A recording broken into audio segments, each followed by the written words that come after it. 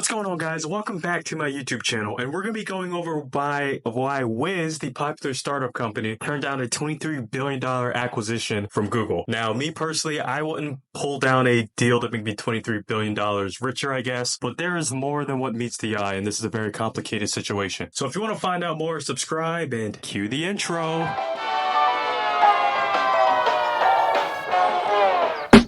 Alright guys, what's going on? As stated previously, we're going to be deep diving Wiz, which is a software company that analyzes what's called cloud entitlements and auto-generates least privilege policies around your cloud, right? The invisible data that they say. And to help teams visualize, detect, and prioritize and remediate what's called IAM risk. And do not worry, I will not be going into that, but here's the definition and here's the workflow that is across the screen. So guys, let's go back to Wiz, which scaled actually relatively quickly. So going back to 2020, it was founded by a group of cloud security experts and entrepreneurs who saw a growing need for innovation in the cloud security space, right? And the brainchild behind this came up with the insight as companies shifted towards cloud, which statistically a lot more companies, have been shifting to cloud since the 1920s because people want, wireless, Internet of Things, all these other things, more storage capabilities and less need for hard tech. So yes, so while this was increasing, he saw the risk of vulnerabilities for the system increasing as well, and that's when the journey began. So the founders, including the most notable one, which is Asaf Rappaport, who worked at Microsoft, looked to streamline this powerful cloud security solution to keep people's data safe. And they wanted to ensure that the cloud infrastructure can not only be sufficient, but they actually wanted it to be secure as well. So here's the thing, right? The challenge is what got them to this point. Now, Wiz has always recognized that there's always a fair share of challenges, especially when you're trying to move into a large technology space with a large market or total addressable market. Everybody's using cloud. They just try to stand out and be competitive. So they were also quoting that the cybersecurity platform is competitive by a lot of people, and they had to win over clients and prove the effectiveness of their product. So yeah, with their being said, right, they worked really hard and they actually gained a lot of early partnerships with a lot of big names. Now, queuing 2021, they actually raised about $100 million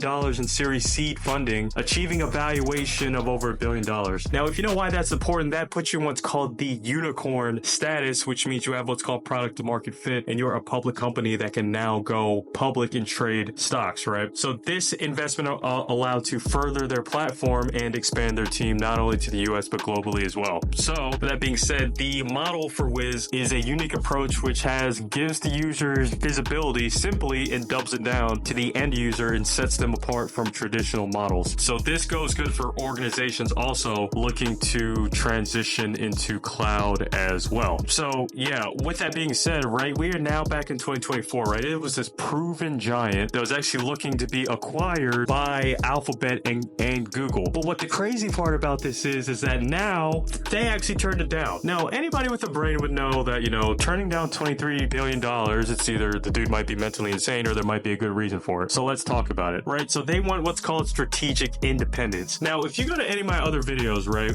when you get acquired, right, you do lose ownership of your company either outright or you get reduced to certain operating capacities. So the CEO of Wiz, Asaf, he addressed his employees about this, and the leadership decided that they want to stay autonomous. They want complete control of their company and capitalize on the growth opportunities and working towards becoming a leader in the cloud security industry. Not everybody wants to leave their baby and just make a bunch of riches and then ride off into the sunrise. Since they're a unicorn now, they're very profitable and they probably didn't see a need of giving over their whole company to Alphabet, aka Google. So financial considerations, right? We're going to be talking about the numbers here. Now, although $23 billion is substantial, they believe they have the heart and soul to believe that the future potential of the company surpasses this amount. Currently, as of today, it's actually valued at about $12 billion, and the company anticipates greater valuations as time goes on, and a potential initial public offering could further and enhance the attractiveness of the decision. And then, guys, here we go, guys. This one might be a little bit under contention, but we're going to be talking about antitrust concerns. The agreement between Wiz and Google was actually to draw the scrutiny of antitrust regulators, which may have a considerable role in the decision to reject it. Now, I think that they don't want to create a monopoly between these tech companies. Since Wiz is such a large player, what they want to avoid is that a monopoly between Google having access to other one of their clients in a big revolving monopoly of, junk. So what's the way ahead for Wiz? So like I said before, right, they want to stay autonomous, but they got big goals that they can believe without having this strategic liquidity event. Their next milestone is to hit $1 billion in annual recurring revenue and an initial public offer.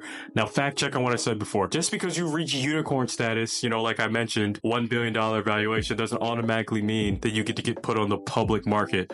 There's actually steps to it. So yeah, with that being said, a lot of employees looked at this as kind of a rough way. Some of them regretted the decision, but a lot of them have the same vision and they're not doing, too bad with their metrics at all, actually. So with that being said, they have 1,200 employees around the world and they just want to keep expanding. They just want to keep expanding while not having, their company taken away from them. So guys, with that being said, if you really enjoyed this news update, then subscribe to my channel and you might learn something. I'll see you in the next one.